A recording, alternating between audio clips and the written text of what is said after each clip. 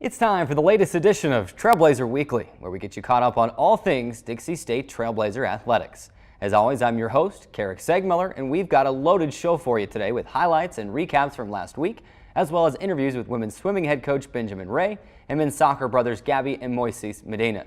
There's a lot to get to today, so let's not waste any time. Trailblazer Weekly starts now.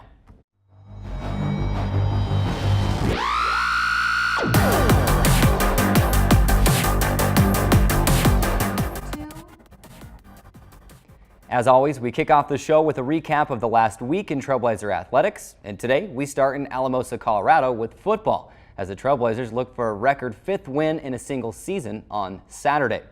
Dixie State rolled into Rec Stadium on Adams State's homecoming and senior day with the opportunity to spoil a team's homecoming festivities for the second time this season. The Grizzlies struck first early in the first quarter after a Josh Thompson pass went off the hands of Orlando Wallace and directly into the arms of an Adams State defender, who said thank you very much and raced 63 yards to the house the other way to give the Grizzlies a 7-0 lead. But Dixie State would respond, putting together a 12-play 99-yard drive with Dejon Coleman going 7 yards into the end zone to tie the game at 7 early in the second. The Trailblazers took the lead on their next drive when Thompson found Aubrey Reed, and Reed somehow stayed in bounds, danced his way into the end zone after avoiding contact from a defender, and took the lead at 14-7. After a game-tying score by the Grizzlies, Dixie State marched down the field and regained the lead on a 2-yard plunge by Clifford Sims to make it 21-14 in the third. Adams State would tie the game again at 21, and that's where things got interesting. Freshman punt returner C.J. Luongo made a great punt return, followed by a 54-yard run from Dejon Coleman with less than a minute to go to get the Trailblazers back in business and into field goal range.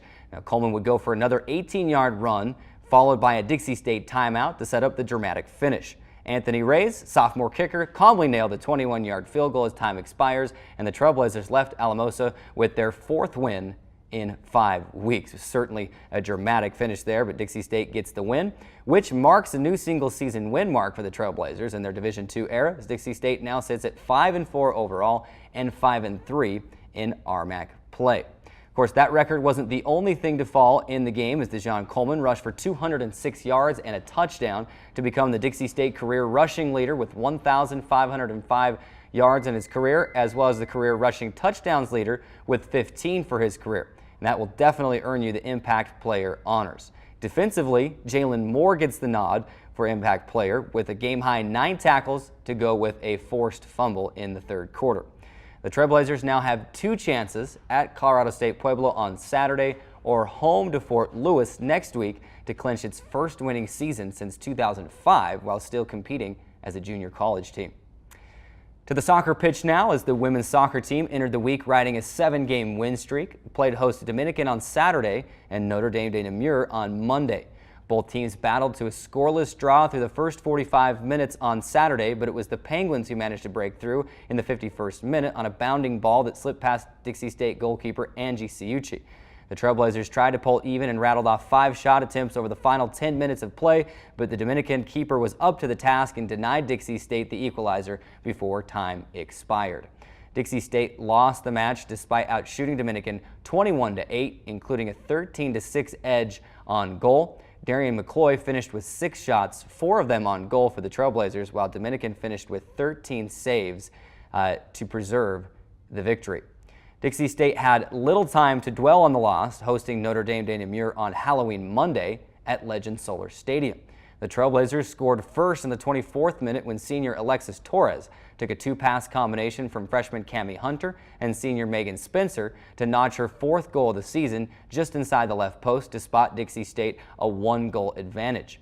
Notre Dame de Namur netted the equalizer with 16 minutes to play in regulation when Susan Whitney picked off a Trailblazer clear ball and tucked home a shot from 10 yards out to knot the score at 1-1. And Dixie State senior forward Erica Gonzalez gave the Trailblazers the lead right back at 2-1 with just over 5 minutes to play when she went top shelf on a rocket shot from 30 yards out to clinch the victory for the Trailblazers. The win marked Dixie State's 10th win of the season. The Trailblazers now sit at 8-3 in Pac-West play. For her spectacular game-winning goal, Erica Gonzalez earns our Impact Player honors for women's soccer. And it's certainly a deserving honor for such an incredible goal, and you just can't overstate how big that goal was. The game was destined for overtime, but Erica said, nope, it's Halloween. We're going to win this thing in regulation. We don't want to go to overtime. She scored on the scorcher from 30 yards out. Good stuff from Erica Gonzalez in women's soccer. With that, we'll take our first break. We'll stay on the soccer pitch when we come back as the men's soccer team continues its run at a Pac West championship. We'll cover that and the volleyball 3-game Northern California road swing when we come back. We'll be right back.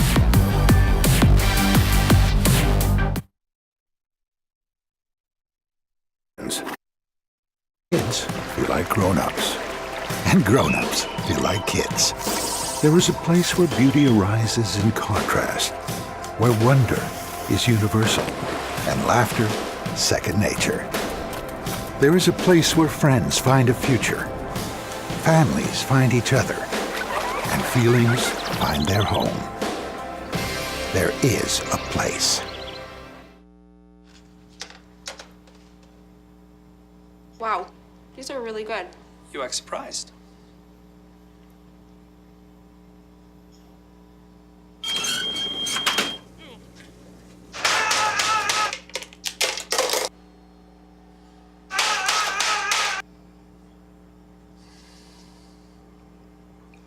Practice makes perfect. You don't have to be perfect to be a perfect parent. There are thousands of teens in foster care who don't need perfection. They need you. What are you?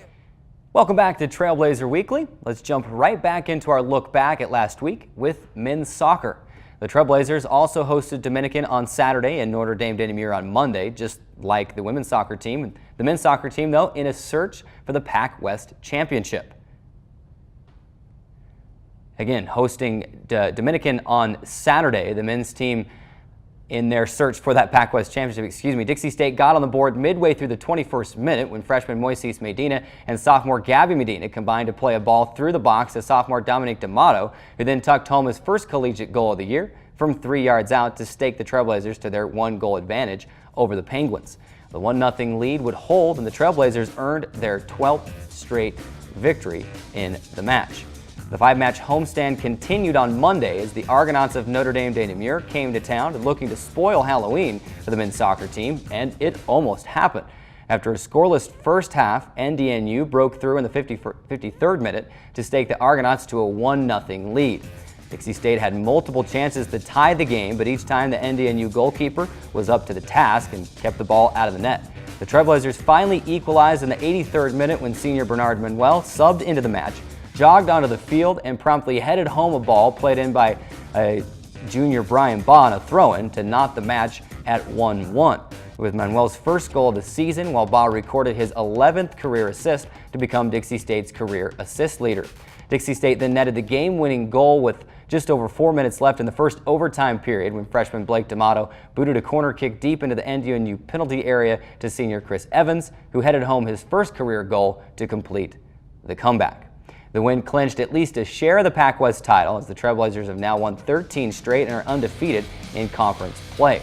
Dixie State will battle second-place Concordia later this afternoon at Legend Solar Stadium with a chance to clinch the outright conference championships. Now, for his efforts in the NDNU match, Bernard Manuel gets our Impact Player honors. Honestly, I'm not sure how you can make a bigger impact on a game than scoring just moments after checking into the match. So Bernard Manuel with a big goal to tie the game and allowing Dixie State to win it in overtime, and he gets our Impact Player award for that. To the volleyball court now as the Trailblazers headed to Northern California for a stretch of 3 matches in 4 days.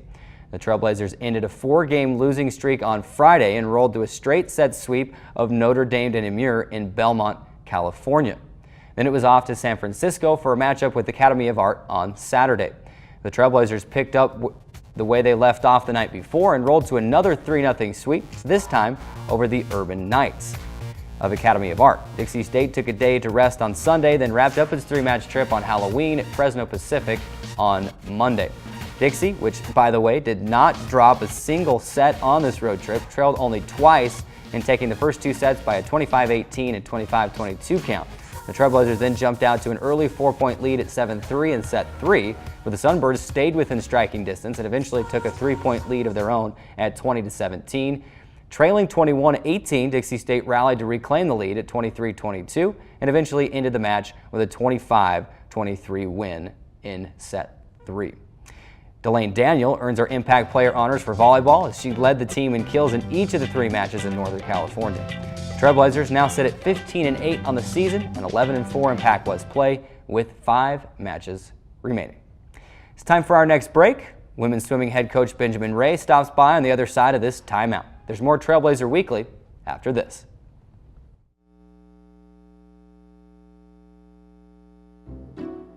I'll never forget the day our landlord called and said, "Read your lease. No pets allowed." My owner tells him my dog ate the lease, but that didn't work. And now I'm stuck in a shelter. But this pit bull is ready for a new crib. I'm loving, loyal, and play well with others. So don't be intimidated by all my muscles, because the biggest one I have is my heart. That's right, I said it.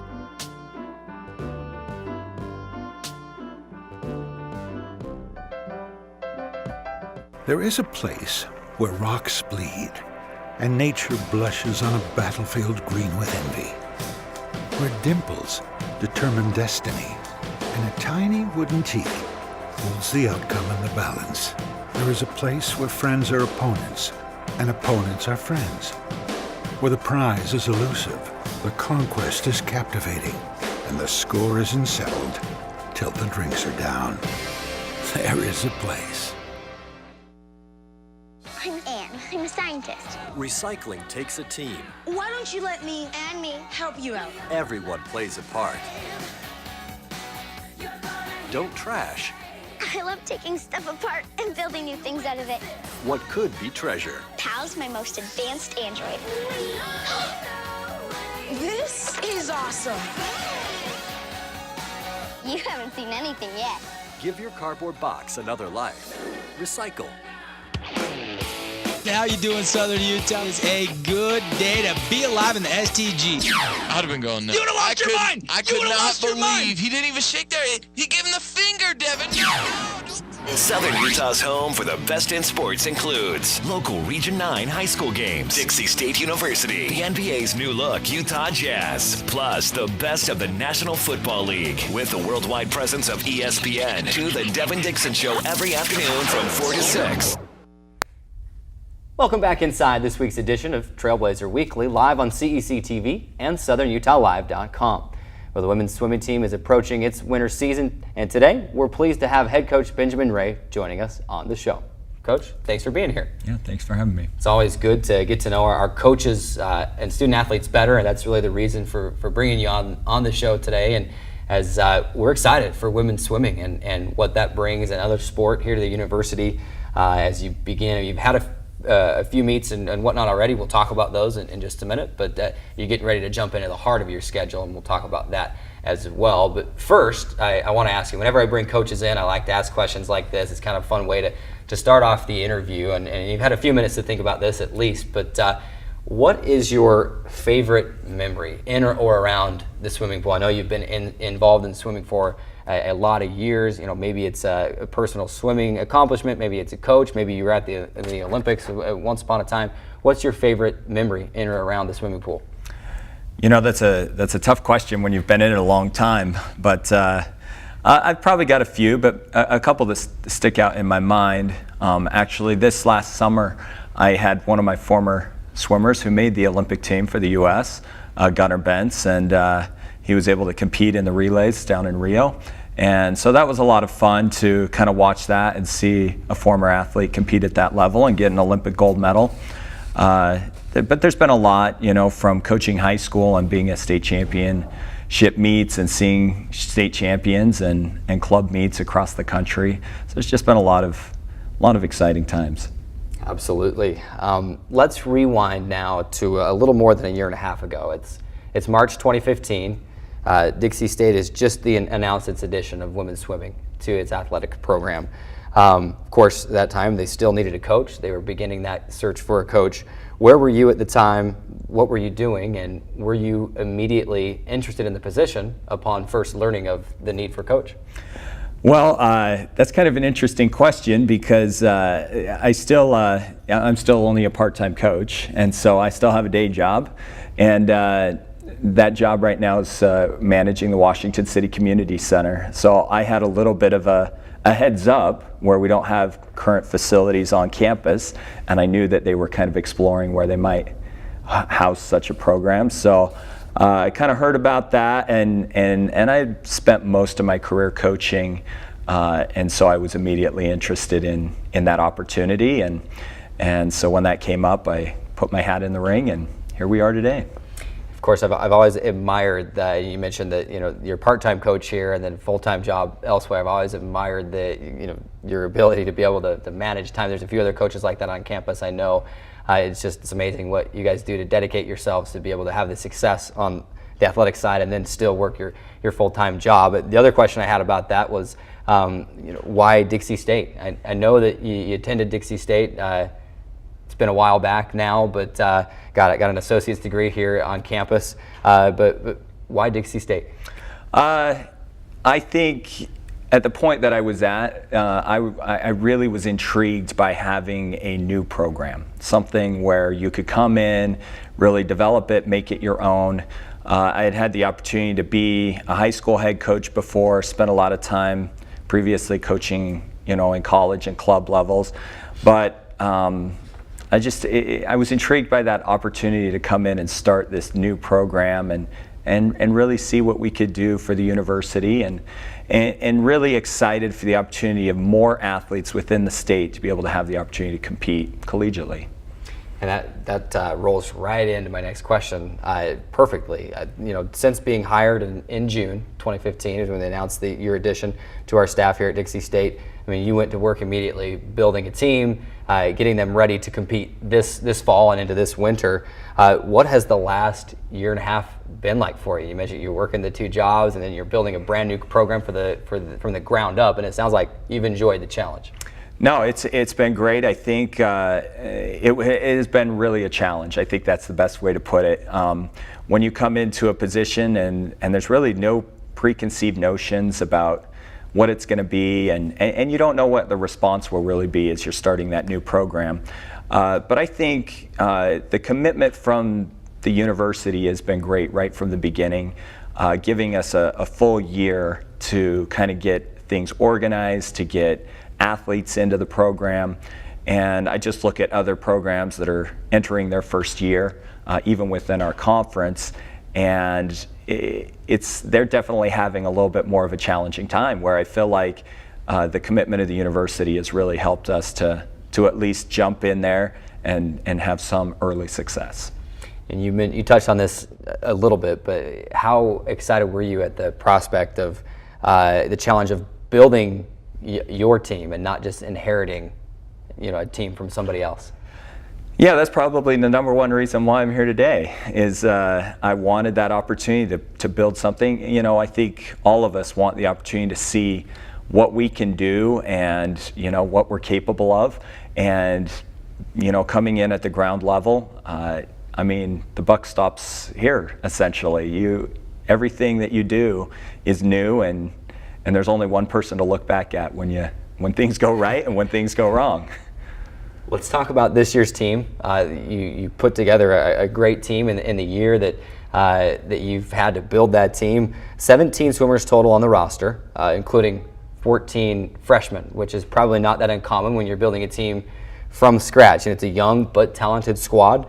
Just talk to us about some of the swimmers, who should be familiar with, and who are those names that we're going to hear about as you jump into the heart of your schedule. Yeah, it's been that's probably been the most challenging part, is to kind of make athletes familiar with the program and get them in. 17 is a big number of new athletes to be in a program without anybody to kind of show them the way. But some of the athletes that are coming along, it's always good to bring in a couple of transfers who maybe have a little bit of experience. So we have Phoebe James, who has come into our program, sprinter that came from BYU. I think that she will kind of lead that level of our competition. We brought in Anissa O'Connell from Western State, Colorado, and she's going to help us in the butterfly area. And then I've been really impressed with some of the younger freshmen. I think Audrey Parrish, coming out of Washington State, has really done well so far. Abby Graves out of Arizona. But certainly all the girls, I think, have stepped up to the challenge of building this new program, and I think we're going to see some really good things as we get into the heart of the season here.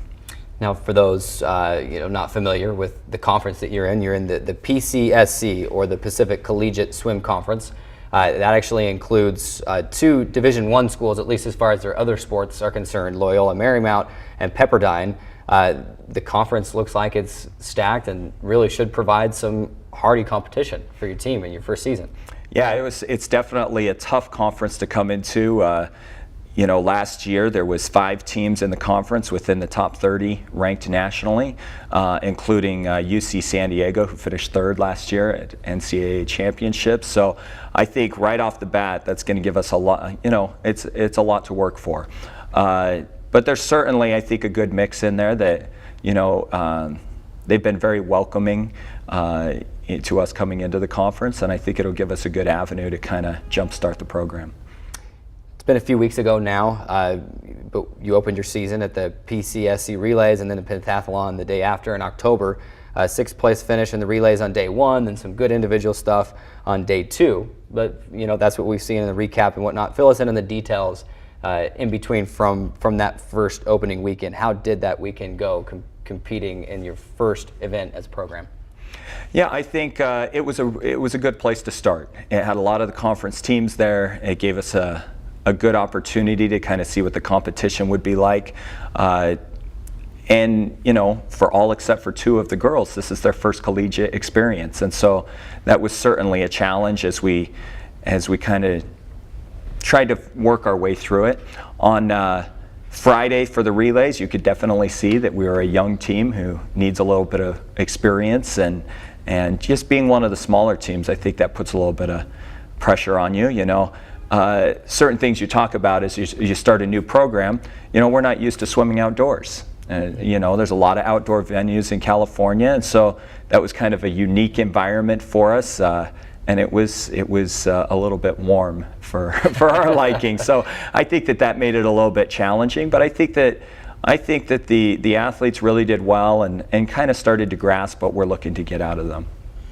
Well, thanks again, Coach. We really appreciate you stopping by the show today. We're excited again, like we said, for your inaugural season, really to jump in to those events. Of course, you head down to Phoenix next week, take on Arizona Christian in a dual meet there. We wish you the best of luck. Again, we thank you for stopping by. Before we let you go, and I was explaining a little bit of this to you before, we've got this Trailblazer Weekly hard hat. Kind of represents the hard work that the good folks here at CEC went through to build this great set for our interviews. We want you to sign it. Okay. You see that all the coaches there have signed that thing that we've had on the show so far this season. So just pick a spot, sign it, and kind of mark it with your sport by there, and we'll remember your interview here forever. So that's awesome. Thanks, Coach. Thank you. The women's swimming team, again, like we mentioned, heads to Phoenix next week for a dual meet with Arizona Christian on November 11th and 12th. It's time for our next break. When we come back, we'll take a look ahead at the next week in Trailblazer Athletics, as well as hear from men's soccer Medina brothers in our player profile feature. There's more Trailblazer Weekly after this. What are you, superheroes? Just 4 brothers who hate bullies and love this city.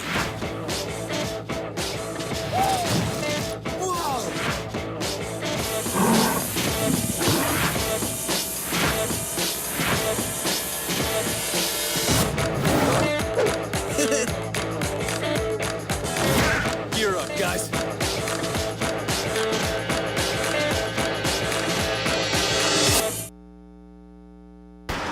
Look at you. You're at the top of your game. You're unstoppable. Nothing can throw you off track. Wait, is that your car? Uh-oh. Yeah, I saw that coming. That will throw you off track. You're looking at around 10 grand in fines, legal fees, and increased insurance rates. Let's try this again. Smart move. Because buzz driving is drunk driving. Patriotism. It inspires passionate debate. It's worn like a badge of honor with good reason. Because it means love and devotion for one's country. But what really makes up this country of ours? It's the people. To love America is to love all Americans. This year, patriotism shouldn't just be about pride of country. It should be about love. Love beyond age, sexuality, disability, race, religion, and other labels. Because love has no labels. There is a place where looking out means looking in, where an impression lasting only a few seconds will be imprinted on a life forever, where courage is forged and innocence rediscovered, where remembering is rewarding and forgetting unforgettable. There is a place where truth is felt and where seeing is believing. There is a place.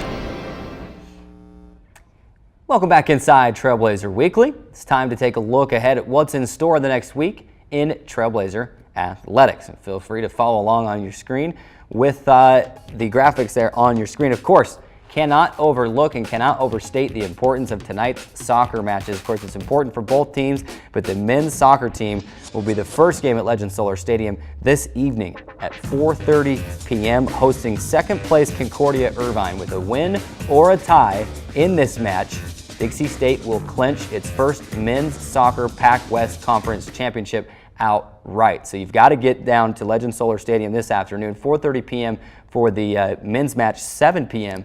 for the women's match. Then after that, it's on to Saturday, and that really involves all the remaining events for the next week in Dixie State Athletics, and it's a pretty busy one. You've got men's and women's cross country in Billings, Montana for the NCAA West Regional Meets. The men's meet will start at 10 a.m. and the women's meet at 11:15 a.m. Of course, in Montana, this is still mountain time. Then it's women's volleyball here on campus, hosting the Penguins of Dominican in a 12 o'clock noon matchup at the Student Activity Center. And football on the road at Colorado State Pueblo, a 2 p.m. kickoff in Pueblo, Colorado. Now a big matchup for the football team as well. With a win in either of its two remaining games, the football team can clinch its first winning season since 2005. The Trailblazers have yet to have a winning season in their now 11 seasons as an NCAA Division II member. So big football games in the next 2 weeks for the football team. And then men's and women's soccer, of course, hosting Cal Baptist on Saturday, 4:30 p.m. again for the men's match, and 7 p.m. for the women's match on Saturday against the Lancers of California Baptist University. Both matches played at Legend Solar Stadium. And that is the next week in Trailblazer Athletics. Nothing Sunday, Monday, Tuesday, or Wednesday leading into next Thursday. It's time now for our weekly player profile feature. This week, our Trailblazer Weekly correspondents caught up with men's soccer brothers Gabby and Moises Medina.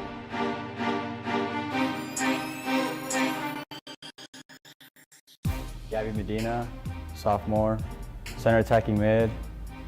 I'm majoring in finance. Moses Medina, freshman, majoring in criminal justice, and I'm a striker. We started playing, when we were like 4 or 5, you can say. And we started playing rec league together, which then we started building up chemistry and stuff, you know what I mean? So we just always know how to play with each other and everything. Our whole family is from a soccer background. My dad played soccer. My 2 older brothers are really good as well, so they always set the standard for us. And so we've been playing since we could walk, you know? It's been just a thing that we grew up with. I like scoring goals a lot. It's just a thing that everyone likes, you know? So, and I never really played any other position. I like getting the ball, going forward, and just finding my options, you know? Being that person who gets the attack going, and that's what draws me to that position every time. Probably Ronaldo. Yeah. Yeah, he's a Ronaldo fan. Big Ronaldo fan. I grew up watching Ronaldinho, the Brazilian. He's just the best when I was growing up, and he's the one who made me fall in love with soccer. Just set records. We're close to setting records already at Dixie. So once you set records, I feel like will be out there more, and just we'll be remembered more. You know what I mean? I feel like I always wanted to leave that Medina legacy that we've left back in high school and middle school and all that stuff. I like playing tennis a lot. It's my second sport that I really wanted to play at high school. I like playing basketball. I feel like that's my go-to. After soccer, I'm not very good, but I just like going out there and competing with my friends and all that. We have each other's back, and we always have that comfort of knowing we have family whenever we need something outside of school, outside of soccer, outside of anything, you know. I know that we support each other, and at the end of the day, we're gonna be safe, you know. It's always been like that too. Yeah, I've always had his back. He's always had mine through everything. I used to always dominate him, but he's definitely caught up, and he's faster now and all this stuff. But we'll figure that out when the season ends to see who has the better stats. I mean, his favorite team is Real Madrid. I don't really know. He like switches every now and then. Maybe Barcelona. Whoever's winning? Yeah. I don't like Barcelona more. So I'm Gabby Moises Medina. And we want to invite you guys to come out to our games. We're having a really successful season, and the fans are a big part of it.